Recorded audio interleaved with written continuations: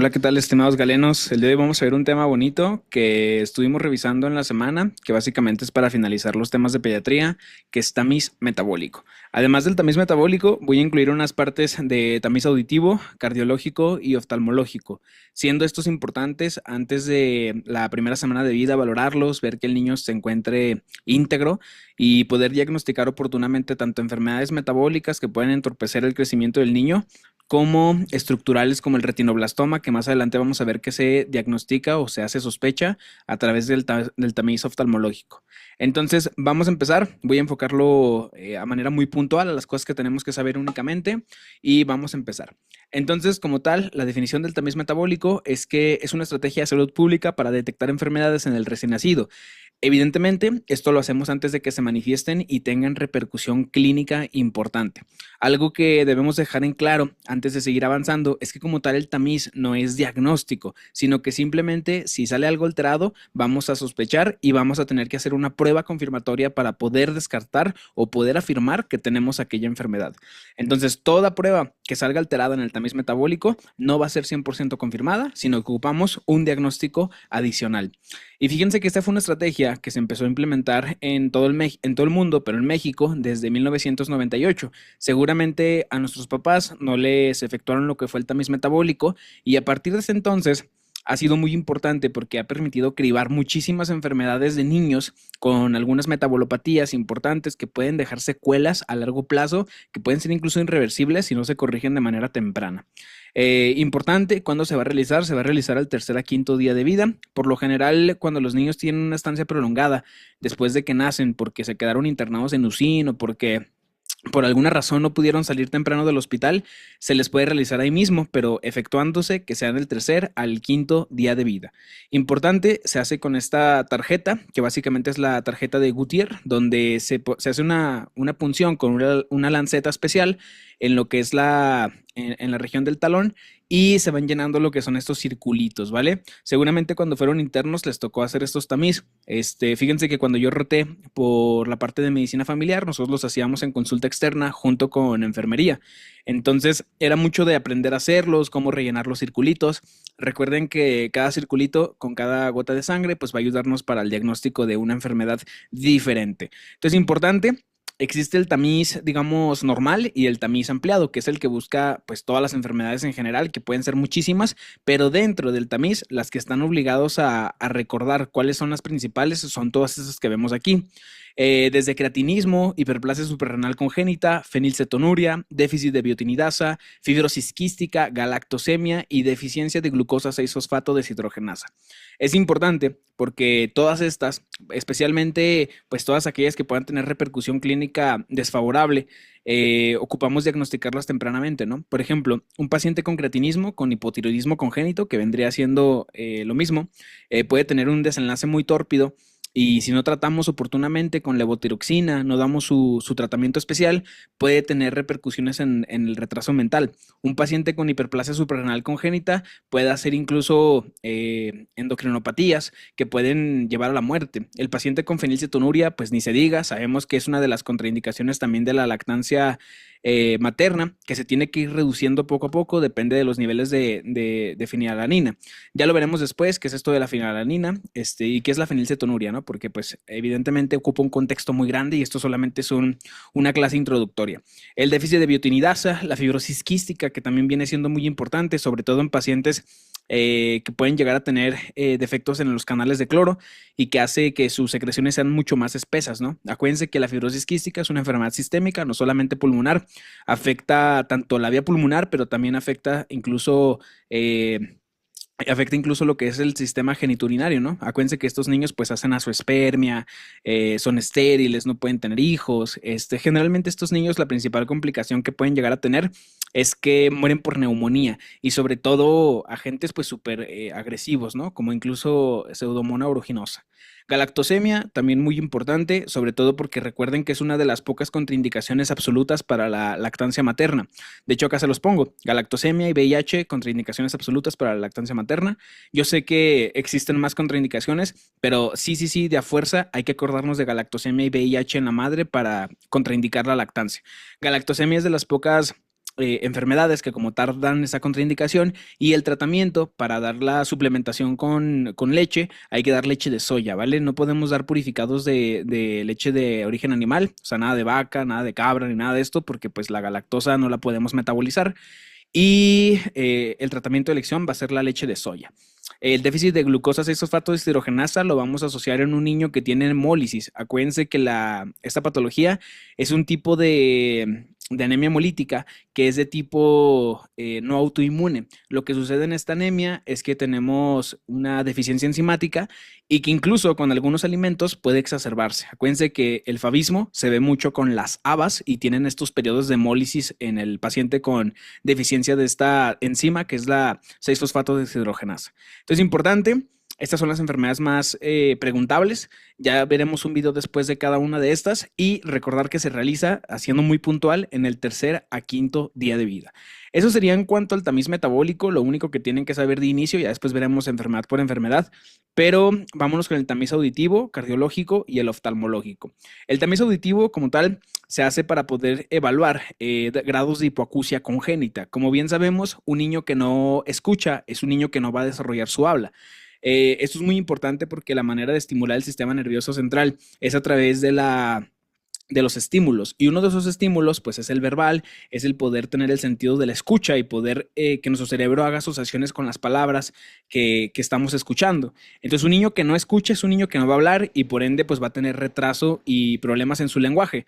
Entonces es muy importante cribarlo tempranamente para evitar justamente este error, cribar que el paciente tenga alteraciones del lenguaje.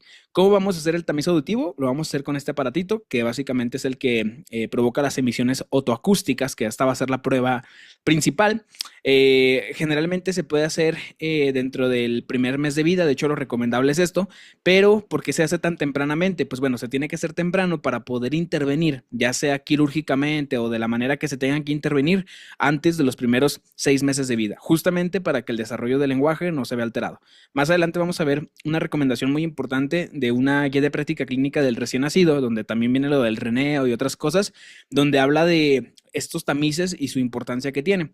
La prueba confirmatoria de las emisiones otoacústicas son los potenciales evocados auditivos. Entonces, si las emisiones otoacústicas salen anormales, vamos a confirmar con una prueba de potenciales evocados auditivos, ¿vale? Entonces, importante, no se les va a olvidar la diferencia entre emisiones, que es la primera prueba, y confirmatoria serán los potenciales evocados. Y fíjense, básicamente esta es la recomendación de la GPC en el algoritmo que les decía. Y fíjense, nace lo que es el recién nacido, se hacen sus emisiones autoacústicas antes del egreso o a las 72 horas. Evidentemente esto sería en un México perfecto, donde se hace rápidamente el tamiz, que debería ser a esta manera. ¿Tiene respuesta? Pues sí, pues es un niño normal, no tiene audición normal.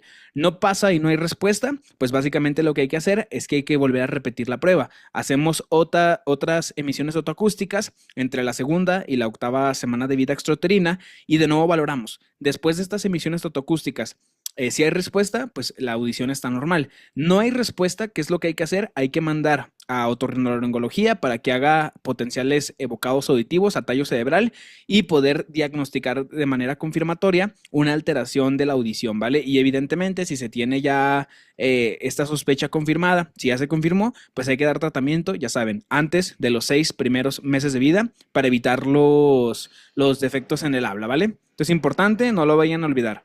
Ahora vámonos en cuanto al tamiz oftalmológico. Este se va a realizar viendo lo que es el reflejo rojo. Acuérdense que el reflejo rojo es el reflejo de Bruckner y este corresponde a la presencia de lo que es la retina, que está por detrás de lo que es la pupila. Normalmente cuando no hay ninguna masa, no hay nada que lo obstruya, vamos a observar estos 2 puntos rojos, ¿no? Que son normales.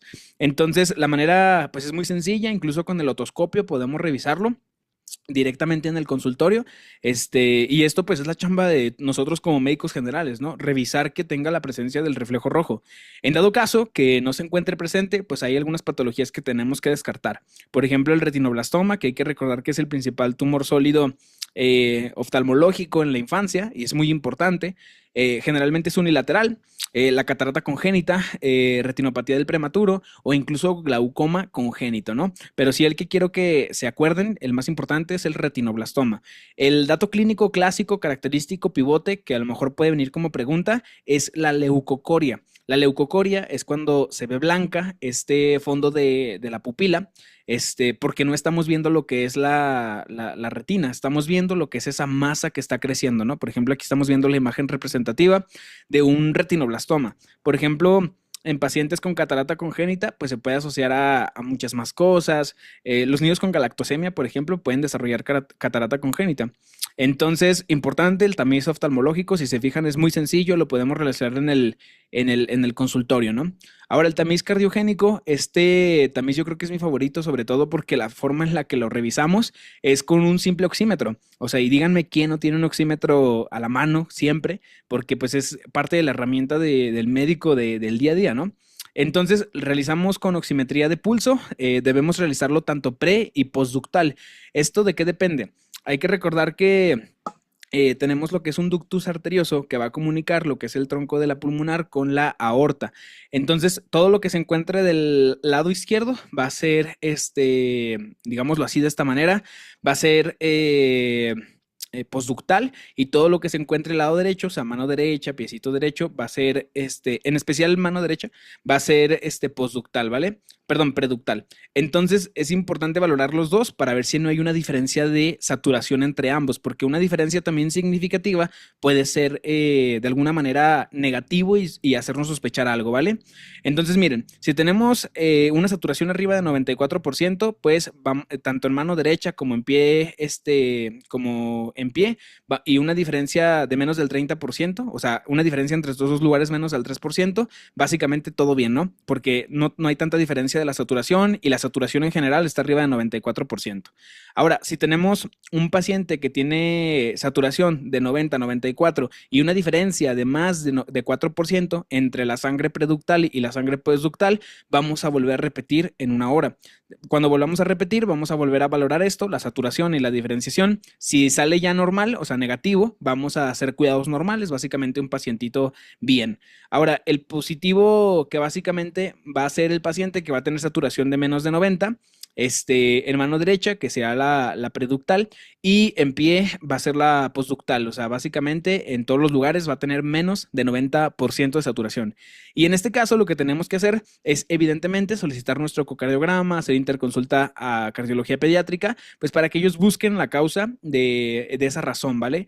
Uno de los datos más importantes que tenemos que recordar es que hay que recordar que los defectos a nivel de la saturación pueden hacernos llamar a dos entidades, tanto respiratorias como cardiológicas. Si nosotros le ponemos oxígenos o casco cefálico para darle oxígeno suplementario a ese paciente y la saturación mejora, quiere decir que el problema es de origen respiratorio. Pero si la saturación no mejora a pesar del casco cefálico y el aporte suplementario de oxígeno, vamos a pensar en algo cardiogénico. Acuérdense que las patologías cardíacas en pediatría y en el adulto también se pueden manifestar mediante hipoxia, ¿vale? Entonces, muy importante, hay que recordar que menos de 90 hay que sospechar ya en algo importante, ¿vale? No estamos teniendo una adecuada saturación, entonces hay que poner un foco rojo. Importante nada más como recordatorio.